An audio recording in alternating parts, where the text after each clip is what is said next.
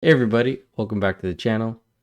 For today's video, we're going to be taking a look at the disaster that is the NATO summit and how Justin and the Liberals have basically put a target on Canada's back for their huge failure in reaching this 2% goal within the past decade and still not having a solid date of when that will be accomplished. Now, I myself am not a huge proponent of NATO. However, NATO is a thing and Canada is part of it.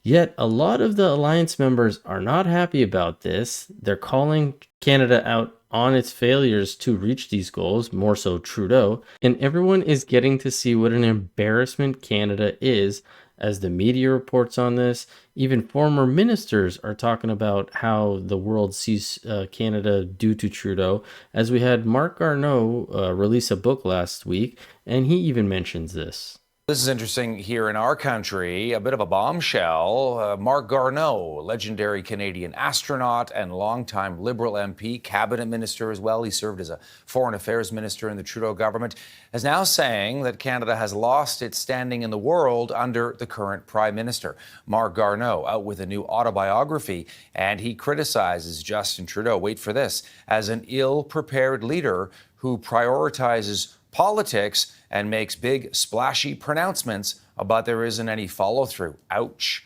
And what he saw from the prime minister during his time. A couple of the key quotes here. He says that the prime minister has overestimated Canada's impact abroad. He believes that Canada has struggled in the world, his standing in the world has slipped under Prime Minister Justin Trudeau. And he says that Canada is losing credibility.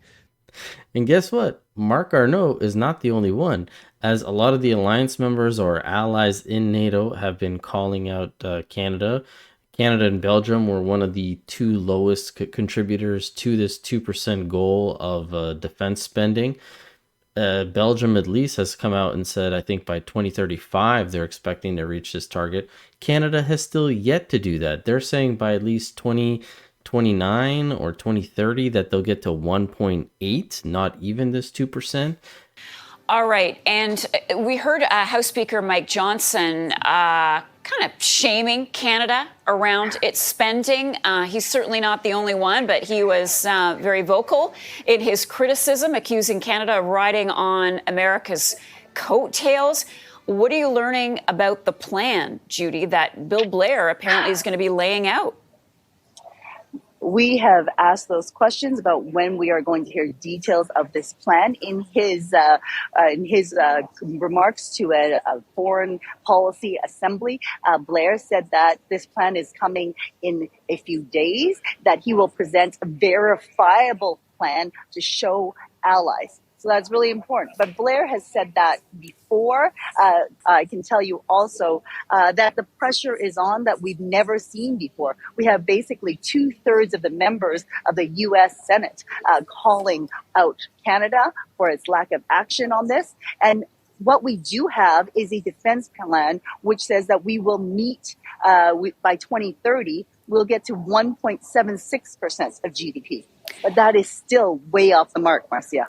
These numbers are absolutely pathetic, and it's sad to see that this guy is at the helm of the country, because not only is the US and the other alliance members calling him out on this, we have a retired Lieutenant General of the Army of Canada who is also a former Liberal MP saying that these Liberals live in a bubble, they spend too much money on social woke programs, and not enough on our defense in the past 9 years.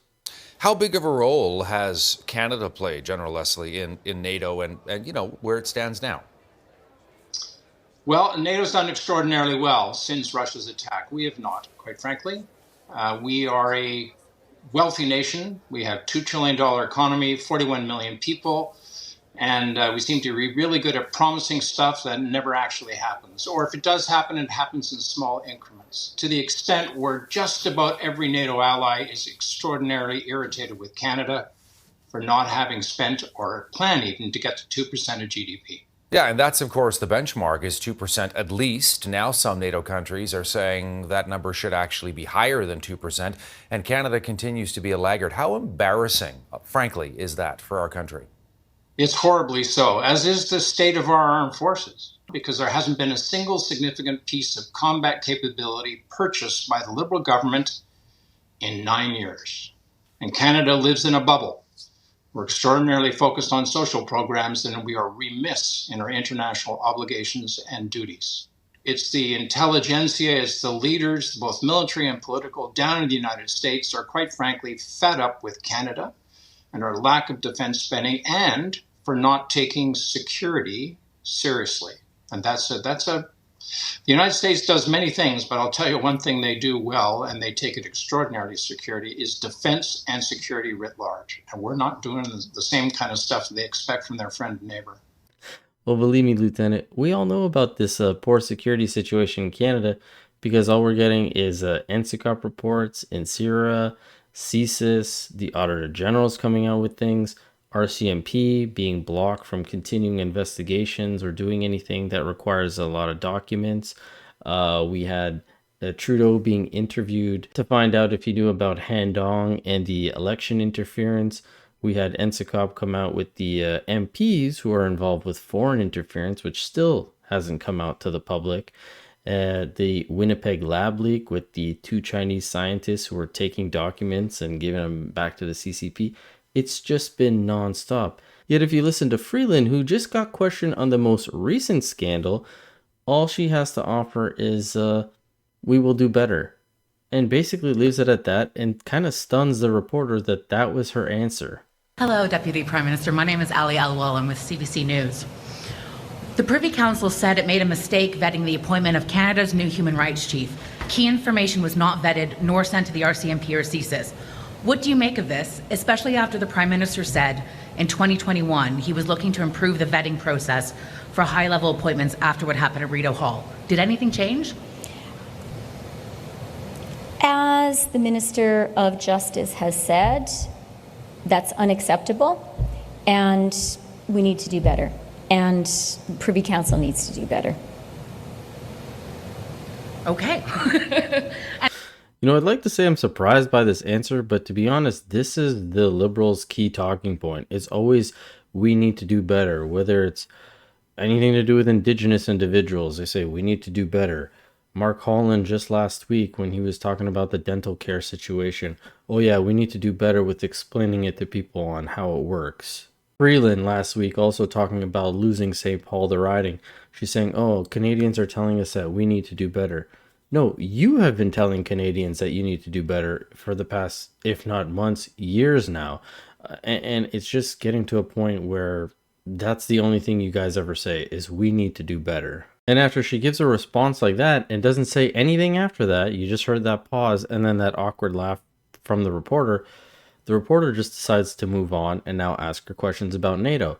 And again, if you listen to Freeland, she likes to spin things her own way where she's saying, Canada's doing fantastic. We're really high up there in the NATO rankings, when that's far from the truth. And I have a question from our team in covering NATO. In light of the letter from U.S. lawmakers and warnings from the Business Council of Canada, was it felt that these meetings the Prime Minister is having today and yesterday in D.C. necessary to reassure Americans? Thanks for the question. The Prime Minister is in Washington right now, working very hard. I think it's important for Canadians to recognize that Canada is the 7th biggest defense spender in the entire NATO alliance of 32 countries. We are a major contributor to our defense and to defense of our allies. Come again now? Because there hasn't been a single significant piece of combat capability purchased by the Liberal government in 9 years. NATO currently has 4 enhanced forward presence battalions on the Eastern Front, where the pressure is the greatest. One of those 4 in Latvia is led by Canada. And Canada has been one of the leaders in the world in supporting Ukraine. We have provided significant financial assistance, significant military assistance, and Canada has been there with Operation Unifier since right after the first illegal Russian invasion of Ukraine. So I really want to be clear about all of that because Canadians rightly see the importance of Canada's contribution to global security and to our security, and Canadians should be proud of the role Canada is playing. Looks like Freeland probably should have checked out the lieutenant's interview, because let's run it back for a quick second. The United States are quite frankly fed up with Canada and our lack of defense spending and for not taking security seriously. Sounds like some pretty strong contradictory points there, and I think I'm going to choose to probably believe the lieutenant there for my own sake. However, these talking points were the exact same talking points that Trudeau gave while he was in NATO just yesterday. So today, I'm excited to celebrate with you all the important milestone for the Centre. Just a few weeks ago, the Alliance accredited it as an official NATO Centre of Excellence, Canada's first.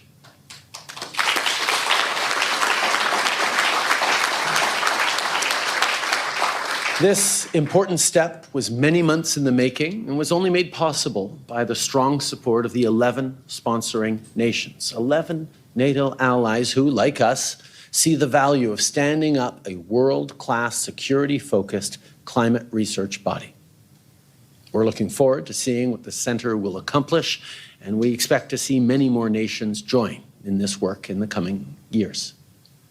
This Centre of Excellence, along with our leadership of the multinational NATO-led battle group in Latvia, our continued efforts to train Ukrainian military personnel through Operation Unifier, and our new defense policy vision, which invests $73 billion in defense over the next 2 decades, all demonstrate Canada's unwavering resolve to support the alliance. A resolve that continues to grow stronger. Listening to this guy spew his nonsense just brings some visceral response of nausea to me. He's going on about now they're going to be putting in money towards defense programs for the next 2 decades, when what have you been doing for the past decade already? And then throughout this whole little speech or announcement that he's doing, he keeps talking about security, security, security, but then he talks about security due to climate change security, which I was like, what is he on about? But yeah, take a listen to this. And we're creating hundreds of thousands of good-paying, sustainable jobs from coast to coast to coast with our $160 billion investment in our net zero economic plan and green industrial strategy, showing every step of the way that good climate policy is good economic policy. What gathers us here today is that it is also good security policy. Addressing a global problem like climate change requires a global response. A global response which we've been coordinating in close partnership with our 31 fellow member states in NATO. Our government has been a strong advocate for ensuring that climate change is an integral part of NATO's agenda and that together we act to make it a reality. 2021, the Alliance published the NATO Climate Change and Security Action Plan, a plan which recognized the risks that climate change poses to NATO and pledged to take action to address those challenges. In 2022 and 23, Canada co-led a climate change working group with Denmark and Norway to identify and establish NATO's climate research priorities. And we spearheaded the NATO Climate Change and Security Centre of Excellence, which we were proud to launch last year. It will be housed in downtown Montreal. This centre serves as a critical research platform to ensure that NATO allies and partners are equipped with the information they need to succeed in a climate-changed world, to plan for and adapt to and mitigate the security risks and impacts caused by climate change. What on God's green earth is this man talking about? Climate change, security, a research facility? How is any of that going to help with whatever he was talking about? Has climate change not been being researched since the 1930s and 40s? Has this not been an ongoing thing that they've been talking about? Al Gore in the 80s, his video that came out in the 2000s about the inconvenient truth on climate change. Like, they've been talking about climate change, the planet burning, the polar ice caps melting, polar bears dying for decades now. Yet Trudeau's here making it sound like this is a new phenomenon that they need to put money and research into because it's affecting security. And let me tell you, I looked up this 2021 report that he was talking about in regards to NATO, and it says responding to climate change, the security threats of climate change. Climate change is also a threat multiplier that affects NATO's security operations and missions both in the Euro-Atlantic area and in the alliance's broader neighborhood. It makes it harder for militaries to carry out their tasks. It also shapes the geopolitical environment, leading to instability and geostrategic competition and creating conditions that can be exploited by state and non-state actors that threaten or challenge the alliance.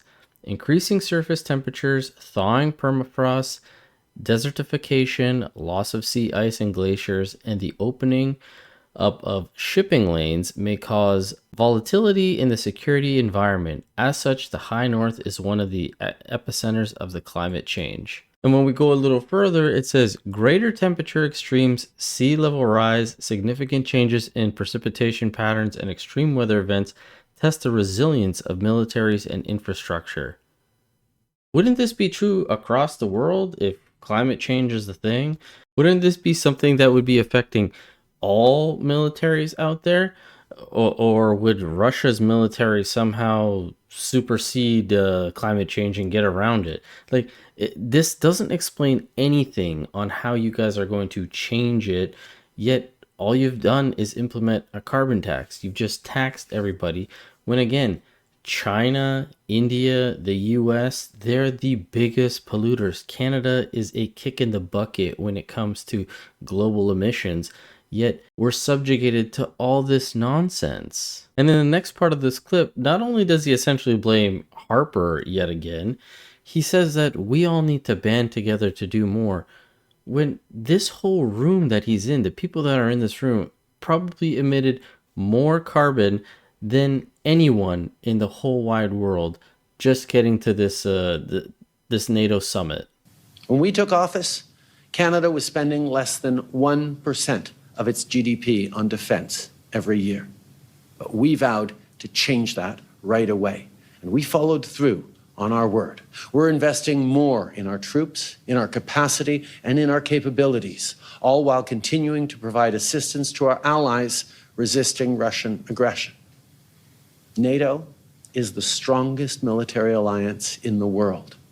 And to keep it that way, we must continue to step up individually and collectively.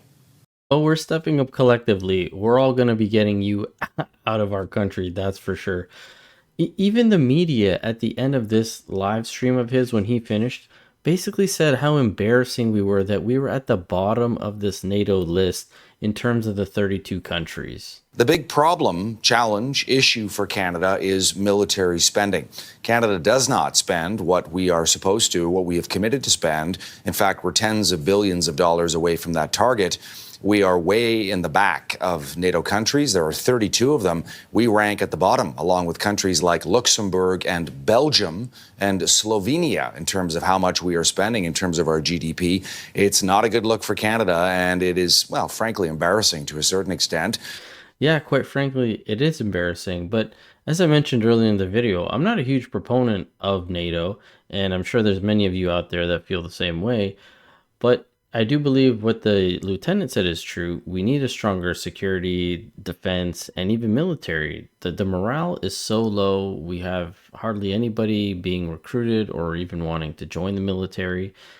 Our country is a sitting duck, essentially. If we weren't, luckily, part of NATO, people could just come over and take over Canada like that, I feel. And as a nation, you want to have some sort of strong leadership, strong protection, at least that you know that you'd be protected, you'd be in good hands. Yet that's not how any of us feel.